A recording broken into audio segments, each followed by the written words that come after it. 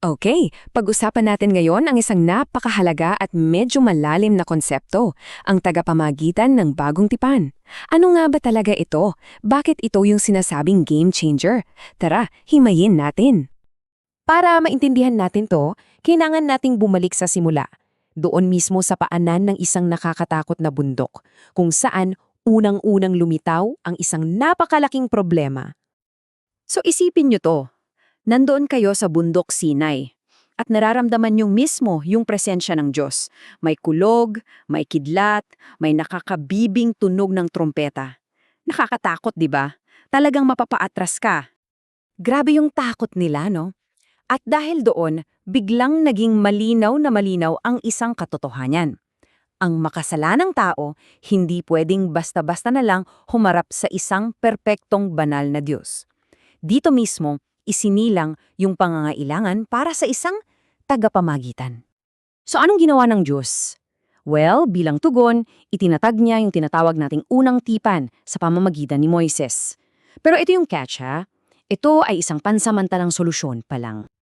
At dito na nagiging super interesanteng usapan kasi tingnan nyo yung pagkakaiba.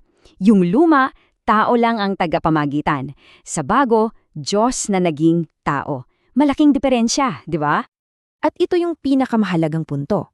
Bagamat perfecto yung kautusan, ang tanging nagawa nito ay ipamukha sa mga tao na hindi pala nila kayang sumunod. Para tong salamin na nagpapakita ng dumi mo, pero hindi ka naman kayang linisin. At alam nyo, yung eksenang yan, yung pagbasag ni Moises sa mga tapyas, yun ang perpektong simbolo ng buong sitwasyon. Ipinapakita nito na ang problema ay wala sa kautusan, kundi na sa kakayahan nating mga tao na tumupad dito. Kailangan talaga ng tagapamagitan. Pero heto na, kahit na parang sirang sistema yung luma, mayroon itong tinuturong daan. Isang daan patungo sa isang permanenteng solusyon na matagal nang ipinangako ng Diyos. Kaya imagine niyo yung dilema, di ba? Kung yung mismong kautusan na galing sa Diyos ay hatol ng kamatayan ng dala, paano ka pa makakaligtas? Paano? Yan ang malaking tanong. Well, ang sagot pala ay nasa isang pangako, isang propesiya.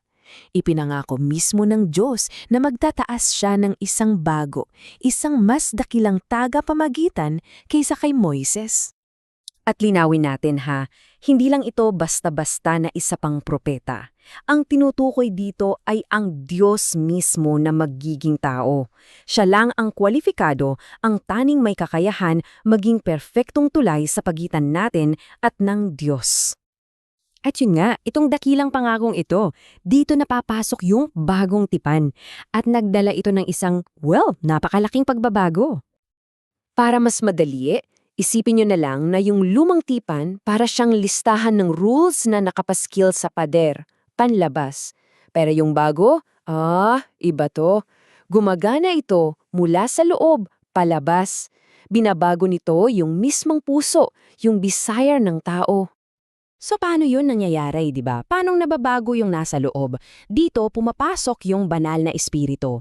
Hindi na sa malamig na bato isinusulat ang batas, kundi direkta na sa buhay na puso ng tao. So, ano ngayon ang grand finale? Ano ang pinakahuling resulta ng bagong pamamagitan na ito? At ito, pakitandaan po natin ha. Napaka-importante nito ang hindi nagbago ang kautusan, hindi bumaba ang standard ng Diyos. Yun pa rin yun, perfecto at banal. Ang nagbago ay tayo. Dahil sa bagong tagapamamagitan, yung mismong batas na dati ay parang laso na naghahatid ng kamatayan, ngayon naging gamot na nagbibigay buhay. Nag-transform yung function niya para sa atin. So gets nyo na, ang solusyon pala ay hindi yung i-adjust yung standard para mag-fit sa atin. Ang solusyon ay baguhin tayo mula sa loob para tayo naman ang makaabot sa perpektong standard na yon. Kaya sa huli, iiwan ko sa inyo itong pag-iisipan. Ang tanong ay hindi na lang, ano ba ang hinihingi ng kautusan? Ang mas malalim at mas personal na tanong na yon ay, sino ang nagbibigay sa iyo ng kapangyarihan para maisabuhay yan?